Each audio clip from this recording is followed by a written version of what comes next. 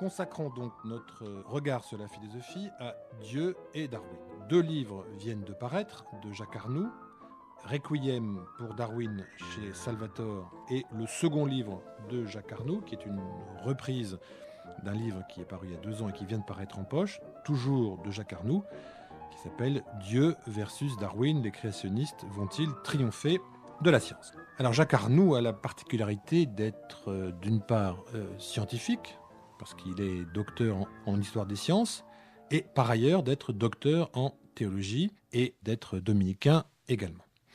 Donc c'est un homme qui est, disons, en dialogue permanent avec lui-même entre ce qui pourrait apparaître pour certains comme une opposition frontale, Darwin d'un côté, Dieu de l'autre. Face à cela, lui met en évidence 4 attitudes possibles. Soit ceux qui, du côté des chrétiens, et il pense en particulier à Karl Barth, ignorent la science et considèrent que la révélation est d'un autre domaine.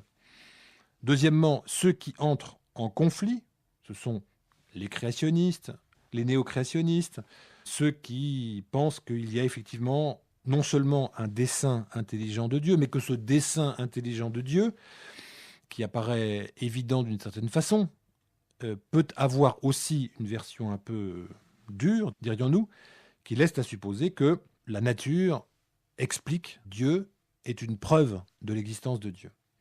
Troisième attitude, une attitude, disons, plus irénique, plus convergente, qui laisse à supposer qu'effectivement, disons que tout s'explique par ce Big Bang originel qui serait le geste créateur initial de Dieu.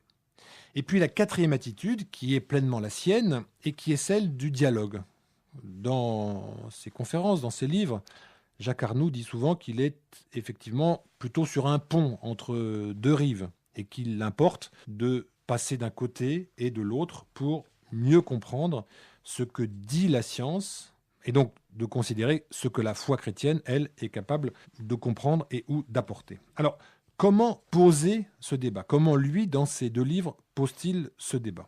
Pour bien comprendre cela, je voudrais partir d'une question que je vous pose, et qui est la suivante.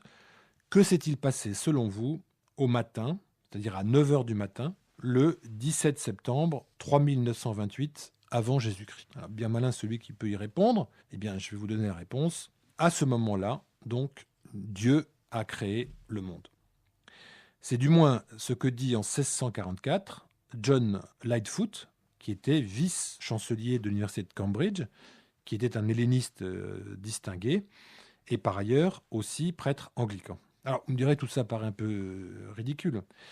Et pourtant, on peut dire que d'une certaine façon, pendant longtemps, pendant très longtemps, jusqu'à la fin du XVIIIe, et sans doute un peu plus tard, au début du XIXe, les certitudes religieuses et les certitudes scientifiques en ce qui concerne l'histoire naturelle étaient convergentes. Et donc le point, le moment véritablement de rupture a été en 1859, la publication du livre de Darwin.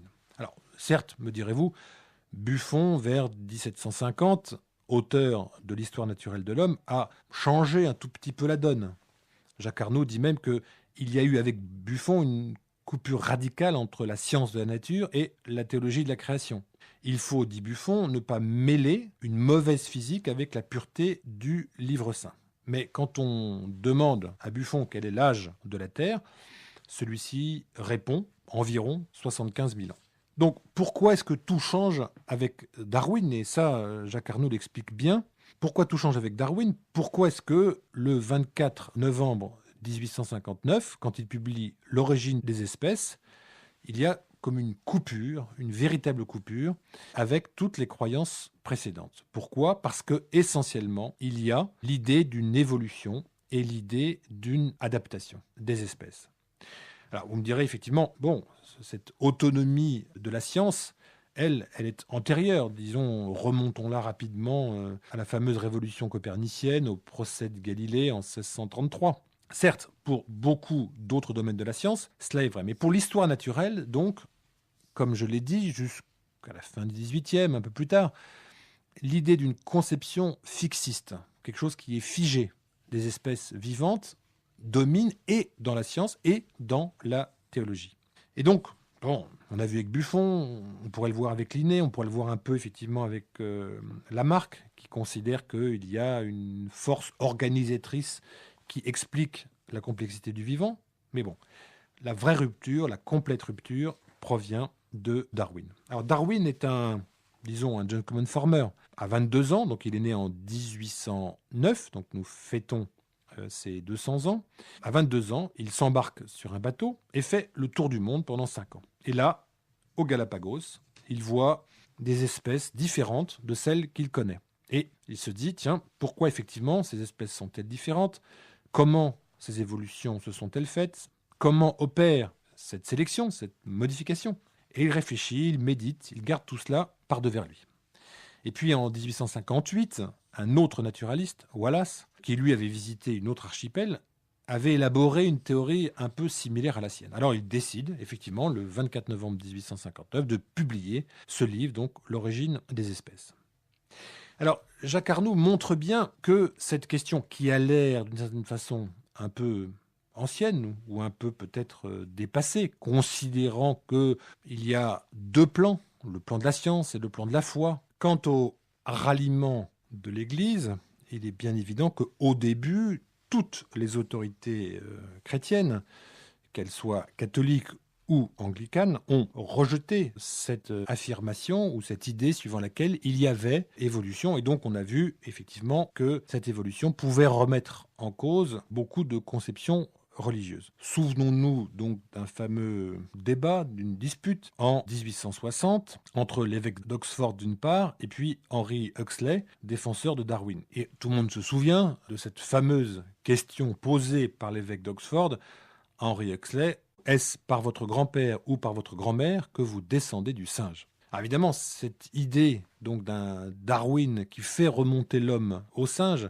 et donc d'une filiation par le singe, remettait frontalement en cause cette création ou cette idée d'une création ex nihilo de l'homme par Dieu seul, sans intermédiaire, d'une façon biologique.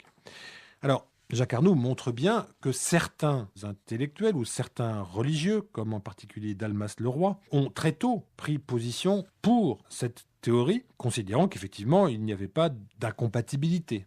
Bon, ce dominicain en question, Dalmas Leroy, a été sanctionné. Beaucoup d'autres, comme par exemple Teilhard de Chardin, ont été mis sous le boisseau. Et il faut attendre Humani Generis en 1950 pour que, dit le pape, la discussion à partir d'une matière déjà existante et vivante est autorisée. Donc on a commencé à partir de ce moment-là, effectivement, à réfléchir, à pouvoir considérer que cette idée de l'évolution, laquelle comment, pouvait être compatible et qu'on pouvait y réfléchir. Et puis, le grand moment, d'une certaine façon, c'est en 1996, Jean-Paul II qui dit clairement, officiellement, que l'évolution, il ne prononce pas le mot de Darwin, mais que l'évolution est plus qu'une hypothèse. Et dans ce même discours, il fait référence à l'un de ses prédécesseurs qui disait que la vérité ne peut pas contredire. Jacques Arnoux montre bien donc que cette question revient à l'ordre du jour sous l'effet donc des créationnistes, donc de ceux qui ont une lecture presque littérale de la Bible, créationnistes qui sont assez puissants dans le monde anglo-saxon d'une part, et encore plus puissants, semble-t-il, dans le monde musulman, avec en particulier l'Atlas de la création, donc signé par un certain Haroun Aya, et qui veut démontrer que les espèces n'évoluent pas, et qui rend responsable Darwin de tous les maux de la Terre, le racisme, le communisme, l'athéisme, etc. etc. Voilà. Donc, tout cela réactive, d'une certaine façon, cette question du conflit, de l'opposition entre l'évolution, l'évolutionnisme et puis Darwin. Alors, il me semble qu'il y a 6 questions qui sont sous-jacentes et qui apparaissent dans les livres de Jacques Arnoux et que Jacques Arnoux élucide d'une manière ou d'une autre. Donc, il y a 6 questions sous-jacentes. La première, c'est l'idée donc d'une conception fixiste des espèces. On dit donc qu'il y a une fixité, ou on disait qu'il y avait une fixité des espèces. Mais s'il n'y a plus de fixité des espèces, il y a donc des adaptations successives. Mais en fonction de quoi? En fonction des lieux et en fonction du climat. Donc si rien n'est fixe, alors tout est relatif. Et si tout est relatif, toutes nos certitudes peuvent être d'une manière ou d'une autre, d'où la crainte de religieux trop attachés à la lettre des textes sacrés. Donc, tout est relatif et donc toutes nos certitudes, elles, peuvent, disons, disparaître ou s'évanouir. La seconde rupture, c'est la conception du temps. Donc, nous avons vu avec Lightfoot un univers ou une Terre qui a été créée il y a 6000 ans. Buffon, lui, allait jusqu'à 75 000 ans. Nous sommes aujourd'hui, bien évidemment, dans une conception beaucoup plus large. Mais qui dit beaucoup plus large dit aussi que le temps n'est plus quelque chose que nous possédons ou quelque chose de courte durée, mais d'infinie durée. Et donc, il y a un effet de vertige de cette nouvelle conception du temps. Troisième question, s'il y a sélection, mais qui sélectionne? Qui est susceptible d'opérer cette sélection? Et selon quels critères? Est-ce la loi du plus fort au détriment du plus faible? Mais si c'est cela, à ce moment-là, donc il y a de l'inégalité dans la nature, et la nature, d'une certaine façon, valide l'inégalité qui pourrait se trouver dans les régimes politiques ou même dans l'idée de certains quant à l'inégalité des races. Quatrième point, eh bien le Dieu créateur là-dedans, que devient-il? Si l'humanité est créée par Dieu, comme le disent ceux qui ont la foi ou ceux qui se rattachent au texte sacré. Alors, si l'humanité a été créée par Dieu, et si cette nature nous semble un processus qui ne répond qu'aux seules lois de la nature elle-même, à ce moment-là, où est Dieu? Dieu a-t-il créé l'homme? A-t-il créé le singe? A-t-il créé une bactérie? Donc cette idée du Dieu créateur est repoussée d'une certaine façon un peu plus loin, ou autrement, ou d'une autre façon, ce qui ne peut qu'ébranler les certitudes des religieux. Cinquième question, comment lire alors les textes sacrés? On dit que le monde a été créé en 6 jours. Alors, 6 jours, comment faut-il entendre ce 6 jours? Est-ce à dire que la Bible se trompe? Comment faire la part des choses entre une lecture littérale, 6 jours, les 6 jours de la semaine, ou entre une lecture plus spirituelle? Est-ce à dire que Dieu peut se tromper ou dire des choses qui ne sont pas conformes à la vérité réelle? Est-ce à dire donc qu'il y a un premier degré, puis un deuxième degré? Voilà. Comment lire les textes sacrés? Sixième question, l'homme, et c'est là où effectivement où le bas blesse, l'homme a été créé dans la Bible à l'image et à la ressemblance de Dieu. Soit on considère effectivement que l'homme est au centre de la création, comme autrefois la Terre était au centre de l'univers, soit on considère que l'homme vient après, qu'il est en bout de piste, en bout de création. Et si tel est le cas, à ce moment-là, l'idée de l'homme à l'image et à la ressemblance de Dieu, d'un homme qui serait au centre du dessein créateur de Dieu, prend une autre connotation, une autre appréhension. À cela, Jacques Arnoux dit, eh bien, il faut considérer que cet homme à l'image et à la ressemblance n'est pas un appel à la maîtrise, à la domination de la nature, mais plutôt un appel à la responsabilité. Et donc cet appel à la responsabilité, responsable du monde, responsable des autres, responsable de l'univers, responsable des ressources communes qui sont les nôtres, permettent, dit-il, de mieux comprendre cette idée centrale dans le judéo-christianisme d'un homme créé à l'image et à la ressemblance. Alors c'est pourquoi il me semble absolument indispensable pour tous ceux qui s'intéressent à ces questions-là, parce que la position de Jacques Arnoux est extrêmement à la fois informée et mesurée, de lire, entre autres, ces deux livres, parce qu'il en a écrit d'autres sur le sujet. Donc Jacques Arnoux, Dieu versus Darwin, qui vient d'être publié en poche chez Albin Michel, et deuxième livre, donc de Jacques Arnoux, Requiem pour Darwin, publié chez Salvator. Merci.